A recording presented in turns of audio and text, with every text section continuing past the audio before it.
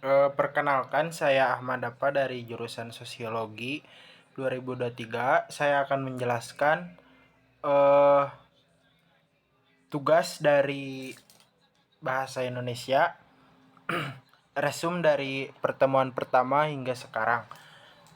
Yang pertama ada fungsi dan ragam bahasa Indonesia. Fungsi bahasa sendiri adalah alat untuk berkomunikasi, untuk berpikir, alat untuk kontrol sosial, dan alat untuk mengekspresikan diri atau berintegrasi dan beradaptasi sosial. Pemersatu bahasa sendiri dapat mempersatukan sekelompok orang menjadi kesatuan masyarakat bahasa Indonesia. Nah, ciri khasnya karena pemakaian ragam bahasa Indonesia tertentu bisa menjadi keunikan yang membedakan satu kelompok dan masyarakat yang lainnya. Kemudian fungsi kondisional juga.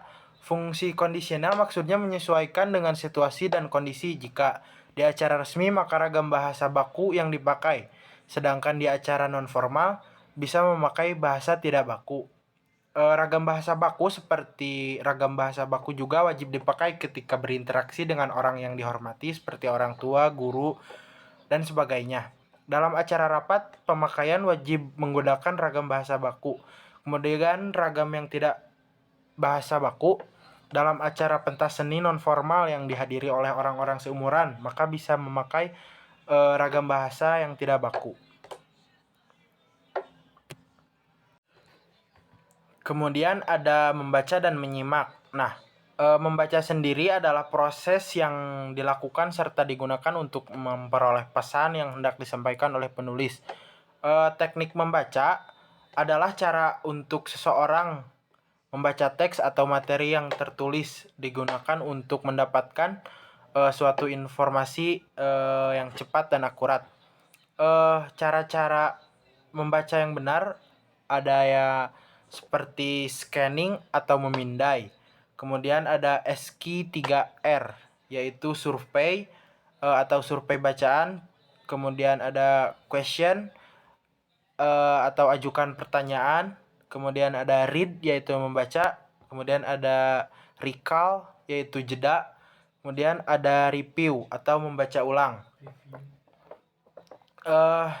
Skimming juga termasuk cara untuk membaca yang benar, seperti mengambil yang pentingnya saja dari suatu kalimat atau paragraf. Kemudian menyimak.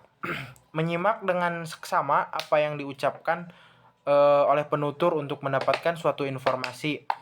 Nah, tingkatan penyimak sendiri ada mendengar, menginterpretasi, dan mengevaluasi.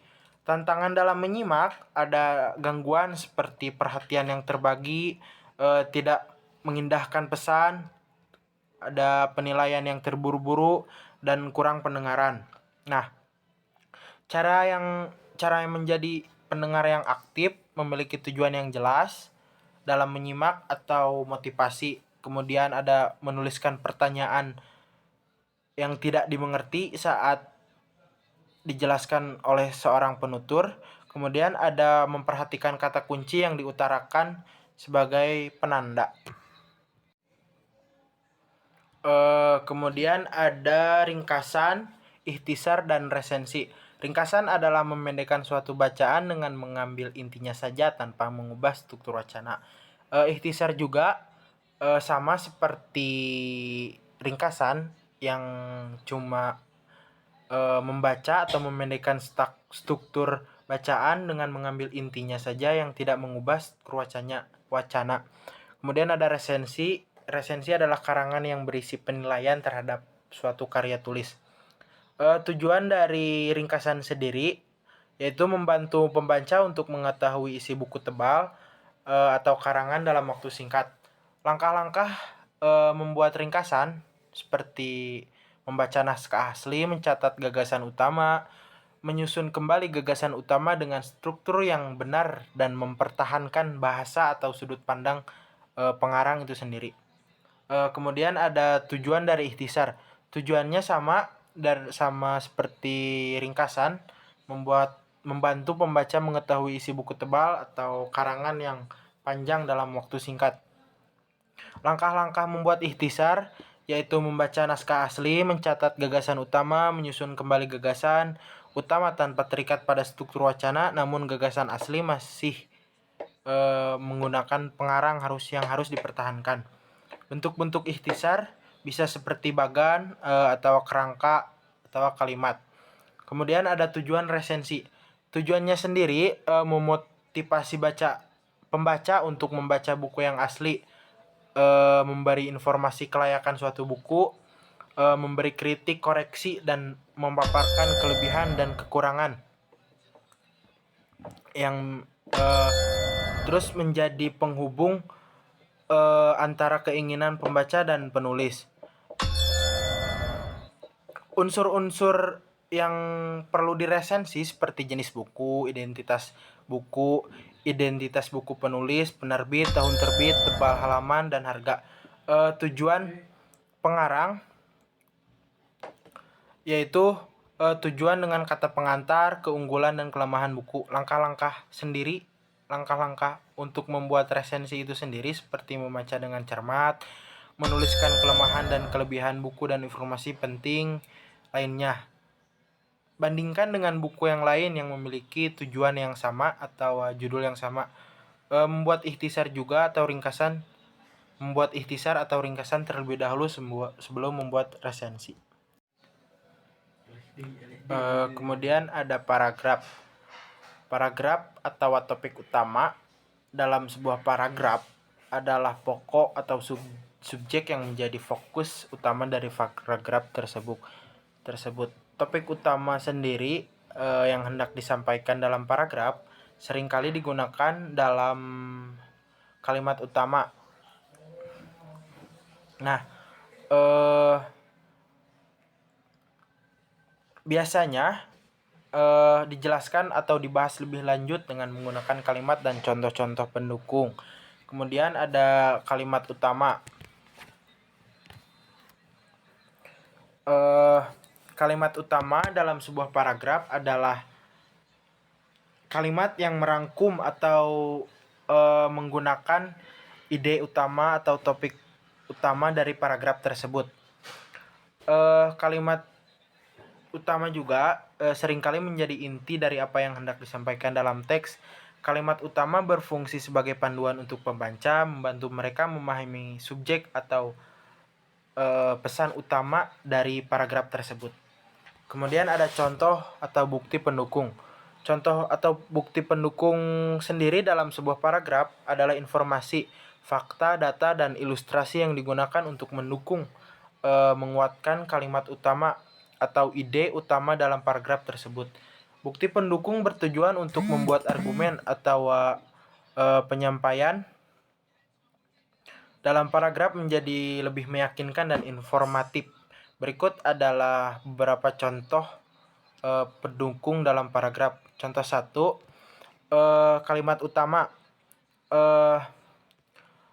Pencemaran udara merupakan masalah serius yang memengaruhi kualitas hidup manusia dan lingkungan. Bukti pendukung, menurut data dan organisasi Kesehatan Dunia atau WHO, lebih dari 90% populasi dunia tinggal di daerah dengan tingkat pencemaran udara yang melebihi batas aman. Contoh yang kedua, kalimat utamanya yaitu sejarah revolusi industri memiliki dampak yang signifikan terhadap struktur sosial dan masyarakat. Bukti pendukungnya adalah pada abad ke-18, revolusi industri mengubah masyarakat agraris menjadi masyarakat industri dengan munculnya pabrik-pabrik besar. Kemudian yang terakhir ada diksi. Pengertian diksi sendiri adalah hasil dari proses memilih kata tertentu untuk dipakai dalam kalimat atau alinea dan wacana. Pemilihan kata yang dilakukan bila tersedia jumlah kata yang artinya hampir sama atau bermiripan. Untuk memilih kata yang tepat diperlukan analisis dan pertimbangan tertentu. Tujuan dari diksi ada komunikasi. Pemilihan diksi harus sesuai dengan tujuan komunikasi, apakah ingin menghibur, meyakinkan, atau memberikan informasi. Ini akan mempengaruhi dalam pilihan kata. Kemudian ada konteks. Di dalam diksi harus selaras dengan konteks komunikasi, kata-kata yang sesuai untuk mencapai percakapan, kata-kata yang sesuai untuk sehari-hari mungkin tidak cocok dengan tulisan yang formal. Kemudian ada efek emosional. Kata-kata yang memiliki kekuatan emosional, pilihan diksi dapat memengaruhi bagaimana pembaca atau pendengar merasa terhadap pesan yang disampaikan. Kemudian ada kekuatan deskriptif. Diksi juga dapat memengaruhi sejauh mana kamu dapat menggambarkan ide atau objek yang dengan tepat dan jelas. Nah, variasi diksi. Menghindari pengulangan kata yang sama dalam satu teks adalah penting. Gunakan sinonim atau variasi kata untuk menjaga keberagamannya. Kemudian ada konsistensi. Pastikan diksi konsisten sepanjang tulisan atau pembicaraan agar pesan tetap jelas dan mudah dipahami.